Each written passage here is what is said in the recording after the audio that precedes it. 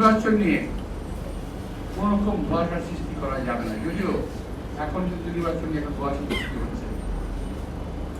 আমি আমার দিক থেকে বলতে পারি, আমার দিক থেকে আমার যে পলিটিক্যাল, আমার যে অভিজ্ঞতা অ্যানালিসিস, এটা কিন্তু ভাই সাংবাদিক ভাই, আমি আবারও বলি, এটা আমার কথা, আমার দলের কথাও না, অন্য কারো কথাও না। যা অবস্থা আমি দেখতে পাচ্ছি, আমি বলেছিলাম যে আপনাদের সব কথা তো মানা যাবে না। আচ্ছা বলেন তো, সবাই কি সব কথা মানছে? এই যে আলোচনা এই হচ্ছে এতদিন যাবত, সবাই কি মানছে? কেউ 10টা মানছে, কেউ 5টা মানছে, কেউ 15টা মানছে, এবং কারেকশন হচ্ছে। আর আমি তো এই কথাটা 1 মাস আগে বলছি, 2 মাস আগে বলছি যে আপনারা বলবেন সেটা কারেকশন করবো।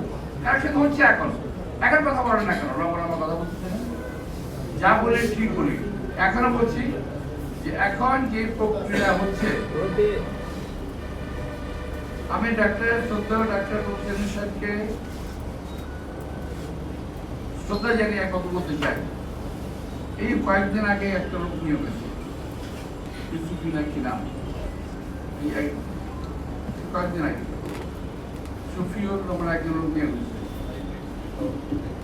তো এ তো আওয়ামী লীগের প্রোডাক্ট, আরো আওয়ামী লীগের প্রোডাক্ট কিন্তু আপনার লাইনে বাইরে আছে।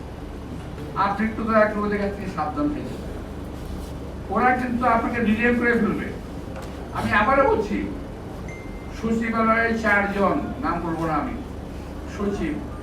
সচিবালয়ের বাইরে 1 জন, আমি নাম বলছি না, সচিব মর্যাদায়, উনি সচিব ছিলেন। এরা 5 জন, এবং আপনার উপদেষ্টা পরিষদের কিছু লোক আপনারা কিন্তু সঠিক রাস্তায় চলতে দেবে না। আপনার সারা জীবনের অর্জন, আপনি নোবেল লরিয়েট, সারা বিশ্বের মানুষ আপনাকে শ্রদ্ধা করে, আপনার সারা জীবনের অর্জন কিন্তু এরা শেষ করে দেবে। এই কথা শুধু আপনারা বলতে চাই। আমরা আপনার সম্মান রক্ষা করে দেশটাকে সুন্দর করতে চাই। এই দেশ সুন্দর হবে, আপনি সফল হবেন, এই দেশটা ভালো হবে। আপনার সফলতা আমরা চাই। আপনার সফলতা আমার দেশের মানুষ চায়, আমরা চাই। আমার নেতা তারেক রহমান সাহেব, তিনিও চান যে আপনি সফল হন।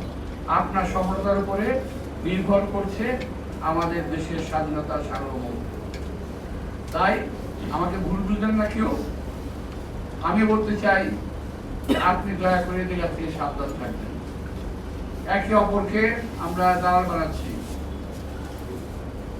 এটা যেমন ঠিক না, আবার দালাল যে আছে এই কথা অস্বীকার করা যাবে না। সুতরাং এদেরকে চিহ্নিত করে এদের হাত থেকে বেঁচে থাকবেন। আজকে আমি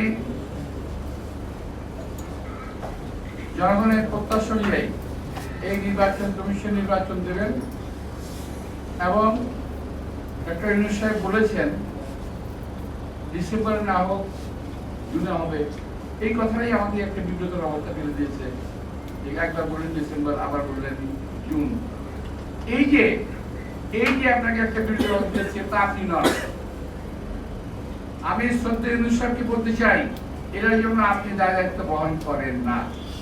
আপনি ডিসেম্বর করার পরই আপনার অন্য একজনকে বলে দিল জুনে, পরে আপনি এটা ইনক্লুড করলেন। কিন্তু এই যে বিষয়টা, এর মধ্যে আমি বেশ ভালো একটা সন্দেহ করার মতো যথেষ্ট যুক্তি আছে যে এই নির্বাচনটা যেন না হয়। প্রিয় ভাইরা, আমি একটা বলি, যেটা আমার নিজের কথা, আমি আগে বলছি নিজের কথা, দলের কথা। আমি বিশ্বাস করছি না, আমি আশা করছি, একটা কথা আছে ইংরেজিতে, hope for the best, think for the West. ভালো কিছু আশা করো, খারাপ কিছু চিন্তা করো। খারাপ করার চিন্তা করো, ভালো কিছু আশা করো। আমি ভালো কিছু আশা করি, খারাপটা ভাবে এইভাবে সম্ভবত নির্বাচন খুব তাড়াতাড়ি ওরা করবেন না। আমি তার কোনো লক্ষণ আমি দেখি না। কয়েকটা দল যা শুরু করছে, এইটা না হলে নির্বাচন হবে না, ওইটা না হলে নির্বাচন হবে না, এইটা না হলে নির্বাচন হবে না। কিন্তু এগুলো হচ্ছে না, কে নির্বাচনে কে নেওয়া ভাই? কেউ বলেই ফেলেছেন যে আমরা নির্বাচনে যাব না। আরে ভাই, কয়েকদিন আগে হলে আপনার নির্বাচনে গেলে একদিন আগে আপনার সিন্ধু কেনা আপনার নির্বাচনে যাবেন না, কোনো লাভ নাই। আমার মনে হয় নির্বাচনটা যথাসময়ে আমরা আশা করতে পারি। আমি খারাপ কথা বললাম, আমি খারাপ কথা বললাম, খুব দ্রুত নির্বাচনের সম্ভাবনা কম। আর ভালো কথা বললাম যে আমি আশা করছি নির্বাচনটা হবে। সকলের কথা বলার অধিকার আছে ভাই, আমরা অনেক কষ্ট করে কথা বলার অধিকার আদায় করলাম। এটাই খালি ওই কয়েকজন লোকের জন্য না, আমাদের জন্য। আমাদের কথা বলার অধিকার আছে। আর কথা আপনারা বলেন, আমি বলছি সত্যি কথাটা বলেন, মিথ্যা কথা বলে কারো চরিত্র হনন করেন না। যেটা সত্যি সেটাই বলেন, আপত্তি কিছু নেই। কিন্তু মিথ্যা কথা বলে কিছু কিছু লোক আছে বিশ্বাসযোগ্য মিথ্যা কথা বলতে পারে। এই যে বাংলাদেশ বুঝলেন, বিশ্বাসযোগ্য মিথ্যা কথা কিন্তু আপনি বিশ্বাস করতে বাধ্য। এত সুন্দর করে একটা মিথ্যা কথা বলবে যে সেই মিথ্যা কথা আপনি বিশ্বাস করতে বাধ্য হবেন। তো আল্লাহ তাআলা তাদের গুণ দিচ্ছে, তারা বিশ্বাসযোগ্য মিথ্যা কথা বলতে পারে, তারা বিশ্বাসযোগ্য কাগজ তৈরি করতে পারে ওখানে বসে বসে, কিন্তু তারা দেশে আসার কোন সুযোগ তারা পায় না।